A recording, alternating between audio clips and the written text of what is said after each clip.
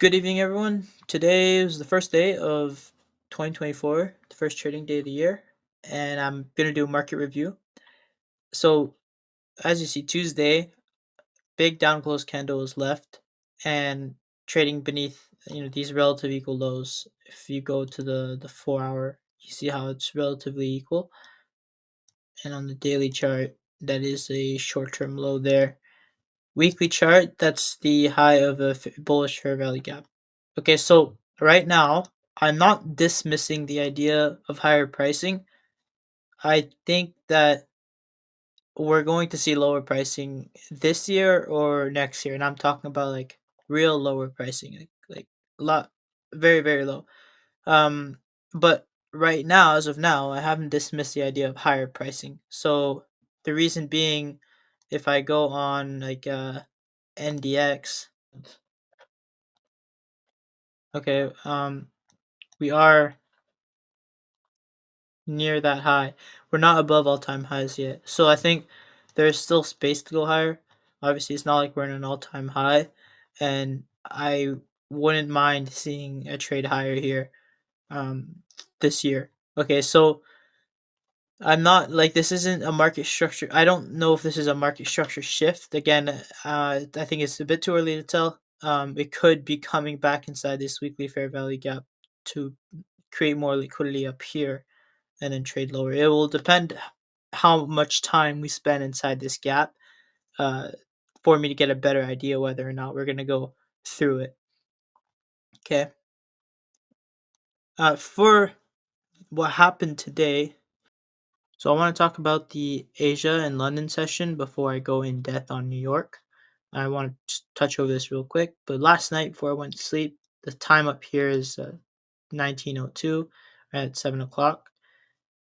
I wanted to see lower pricing. So this fair value gap here is SIBI on the hourly chart. I didn't want this to fill. And basically my stop loss was above this candle because when I say fill, I'm talking about the bodies. I didn't want the bodies to go through it.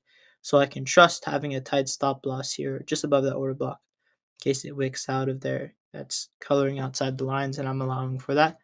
The reason I prefer not to see price trade through this whole gap is because this fair value gap here, you see how price broke lower, left this fair value gap and a couple of these order blocks, then it retraced. So it already retraced. Now it's in the process of leaving and going lower. So on the higher time frame, we should be seeing a big down close candle like we did today. And if that's the case, you don't really want to see price hang around. You want to see price expand lower. So it's going to use these fair value gaps to like get in there real quick, create more liquidity down here, and find an area of inefficiency that it can refer to as it's doing that, going higher to create liquidity down here. And it's going to continue going lower. It's going to keep doing that until it's gone to its higher time frame objective, which is ultimately relative equal lows I talked about, which is the high that weekly fair value gap. Now, once we're down here, right, I'm still open to higher pricing. So we could be now people who were long at the end of the year with this big trend, they could be stopped out now once we get down here that sell side liquidity. And we could be now looking to create a market maker buy model to come back to these highs eventually and stop out the people that went short just now at the beginning of the year. Okay, so that could be possible. I want to see what's going to happen tomorrow. But accumulation here on the Asia session. This is 7 o'clock, was about here when I took that previous screenshot. So we had, you see that red pink line, that's the hourly SIBI, this right here. So we had priced in a high, and this is inside the 6 to 7:30 90-minute cycle, which is accumulation. Okay, we're going to characterize this, identify this as accumulation. So the next cycle, 90-minute cycle, if we want to see move lower, right, we want to see a measure of buy side liquidity or premium level taken, and that is this high here. Okay, so that the highest probability of this high being taken out in terms of time is, I don't know the exact time, but it should be like what is it, like fifth. I think it's yeah, I don't know the exact time, but it's that green cycle. So I don't know exactly what time that is, but I think it's 52 to 8:15. So 7:52 to 8:15. That green cycle, see how it makes a run sharply above that buy side liquidity, and then displaces lower during the distribution blue cycle, and then the purple cycle continues to distribute lower into back into new week opening gap. See how we were stopped from going back into new week opening gap here because we hadn't gone buy side yet, and now we're going deeper to halfway, and we're playing around halfway in the high of it and 25% of it a little bit, and then finally it gives up the ghost and starts to trade lower. Okay, so I don't want to see this get filled the same way as the hourly SIBI. I don't want to see that get filled, right? Price already retraced and then left. So that's why I don't want to see this get filled. It doesn't even have to trade inside this fair value gap. And I'm including the volume imbalance there, tiny volume imbalance. So it doesn't have to trade in there, but if it does, it's very overbought, and that would be a place to go short. So I woke up in the morning. This is at 7:30, I believe. Yeah, 7:30. So basically, this gap did not get filled. We came back to it one more time, and then she left lower. Uh, at this point, right, my bias is hit. So New York Open, it's not going to be too nice. It's not really going to be the typical New York Open. It's going to be a little different, and I'll talk about that characteristic there and what to expect during New York. So that's whatever when I say I'll go more in depth. How do you approach trading when you see a big move lower like this during London? Okay, and actually, I was thinking of trading London because I suspected this would happen, and then New York would be shit, but well, New York wasn't shit, but it wasn't as good as London because I like to get in at the highs and lows. So here, this is London. Okay, we had that red which accumulated. Then we're still kind of flirting around New Week opening gap, and that green cycle then, which is usually manipulation. But usually, I'd like to see green manipulate above the red if the red consolidates. And then the next one, which is a blue cycle, I'm not talking about these individual smaller red, green, blue, purple. I'm talking about the bigger ones. This one would be blue. I usually want to see that go lower, but instead the blue one went higher, okay, above the green and the red, and it when at its highest inside the green cycle. So that's when it's the most probability to see a manipulation, okay?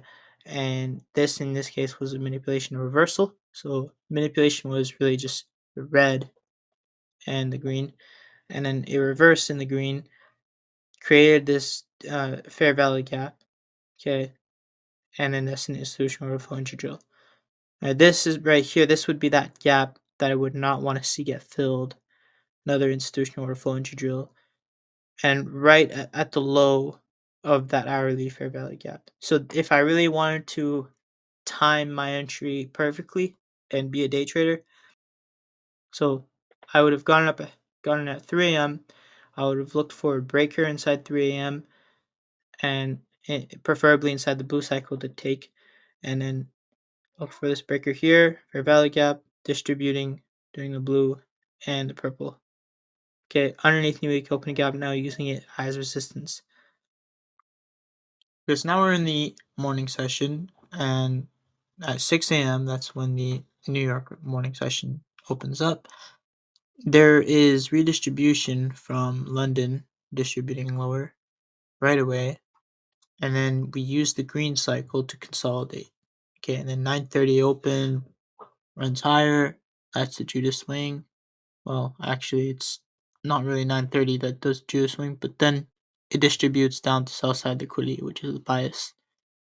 This run higher, those up close, that low to high, all those up close candles, and that last candle there, that is my dealing range going into 9:30. Okay, that's the clearest run on a premium level back to the order block there, or whatever else you want to use. And that's what I'm using as my dealing range. So I'm projecting that lower. Okay, and you see that's 1 deviation, 2 deviation, or projection, and 3. So this Blue cycle is the one I'm interested in. That's the one I usually trade. Price would be predisposed to go lower because you have sell side liquidity down here, and you have no need of going back higher up here above London highs. Okay, you have no need to do so, right? Because again, we don't have we have this liquidity down here to hit, and we don't really do anything else that you know would cause us to actually want a market shift, all right? Because we haven't taken major liquidity yet. So this is only consolidating so that it can run lower. On the next tab, this is the 1 minute chart. That green zone is the consolidation where you see we left the high, which is buy side liquidity, and the low, which has relative equal lows, sell side liquidity. That's the accumulation, and then you get redistribution in the blue cycle next, and then you get a reversal in the purple cycle to finish off the morning. Okay, this is two projections. Watch how price move nicely around that. And you have one deviation which lines up pretty well with the sell side liquidity on the daily chart, which is also the high of the weekly fair value gap. Okay, so that dealing range, right from low to high, that's that run that made a run on buy side liquidity. So we've already taken buy side liquidity, and then you break lower at 9:30. So once we've taken the sell side liquidity, right, you're seeing that's the breaker, high, low, higher, high. You can look for shorts throughout within this breaker or above that, right? There's a nice institutional overflow entry drill. And I did see this, but I don't trade inside 9:30. If you want to get in there with all the wild price action, you're welcome to do so.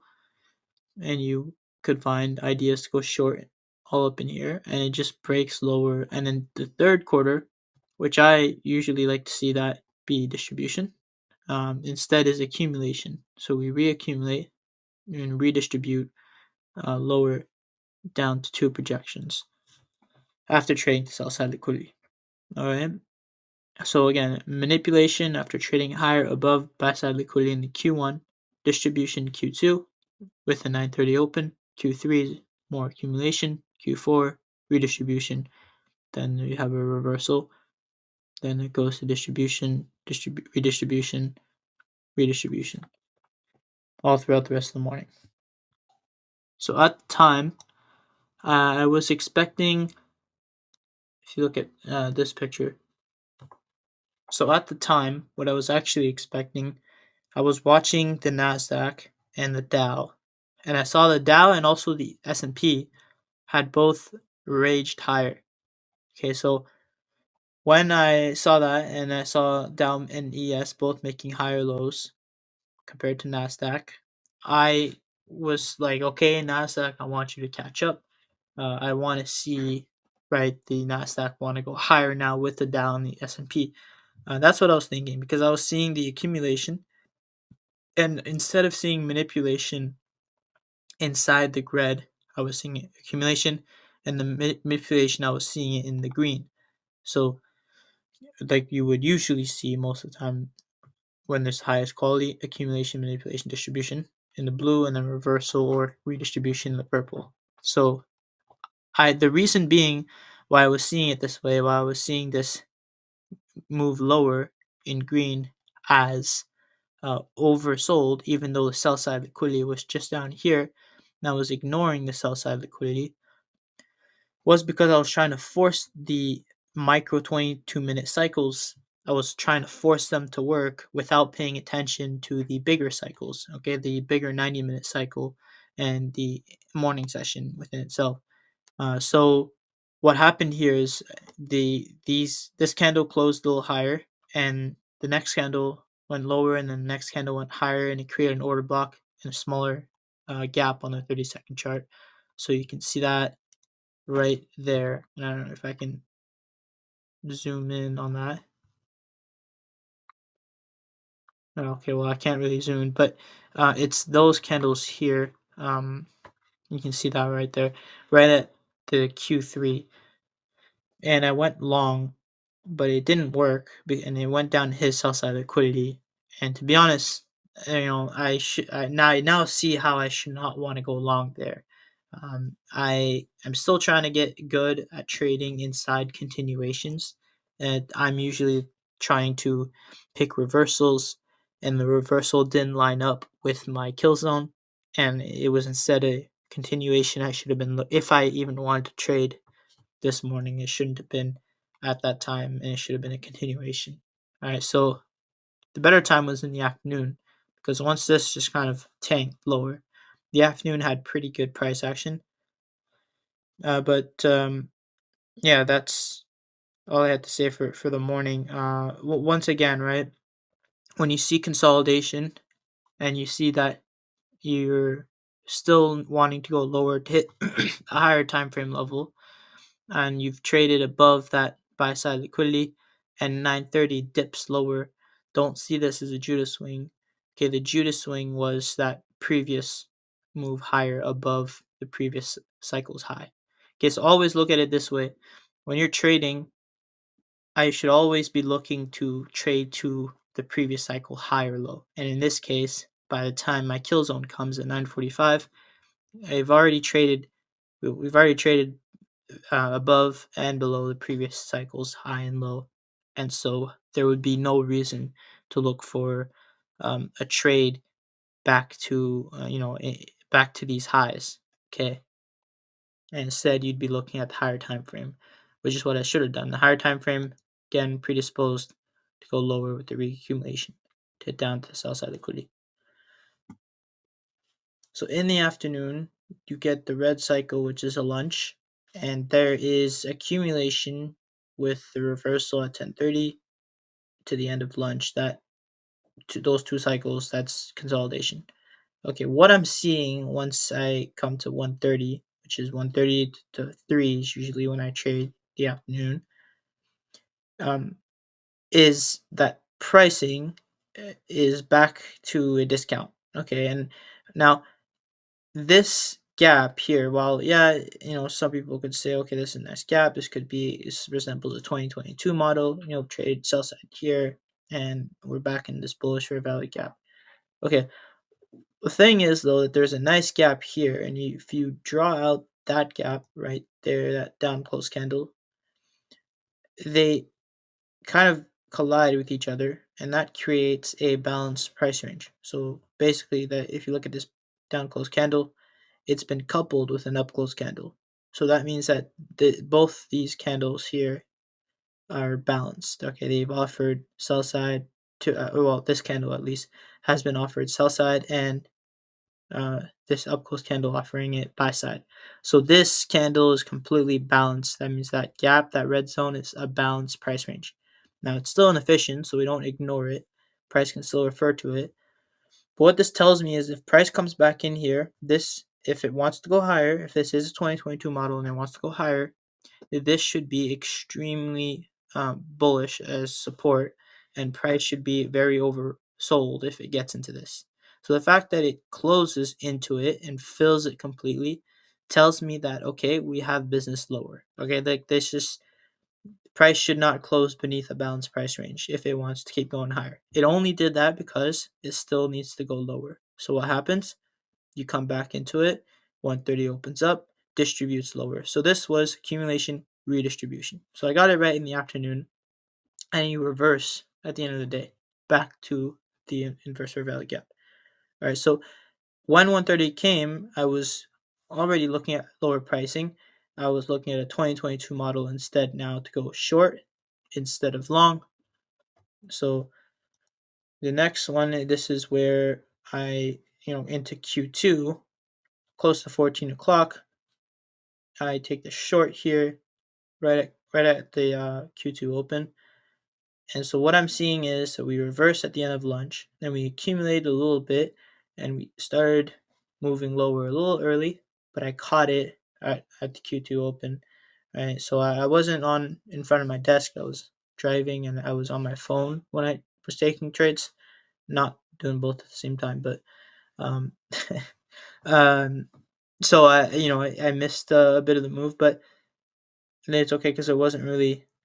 I don't really see any good entries anyways up in here. I'm mostly concerned with getting 15 points. So I got a bit over 20 points here. So I was only aiming for that rejection block because again I don't really like to go past 15 points in my TPs, even if I can frame 100 points, unless like I'm doing a case study.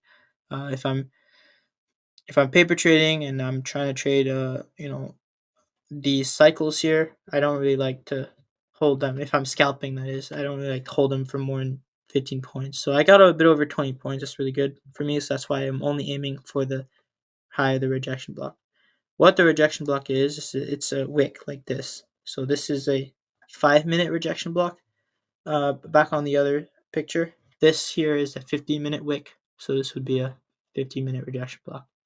And it comes lower and it bounces off of that. So it's somewhere at like 66.25.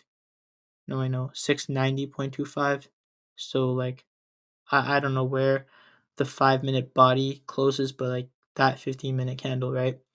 If this was the 5-minute chart, the body's a little lower, like somewhere around here.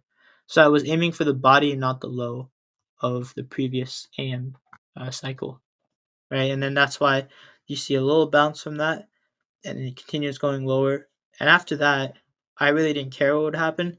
To be honest, thought it would retrace a little higher, but instead it decided to leave a breaker, trade lower one more time to set up for the last hour of trading. And you see at the last hour, this is a reversal cycle, which now actually this could be accumulation here and then redistribution, and just completely runs higher. Uh, doesn't really give a chance to get in once you get above uh, into Q3 really, and just rams higher in the last 15 minutes of the day. It'd be pretty crazy expecting, well, pretty scary if you're in a trade and you're wanting Q3 to Q4 to distribute because the stock market literally closes in the middle of that. But yeah, logic still worked. And this was my execution. Again, I was on my phone, so you can see the time up there. And yeah, like I got into 15-second gap, got out the rejection block, saw a little trade higher, and it continued to fall lower. And yeah, that's it.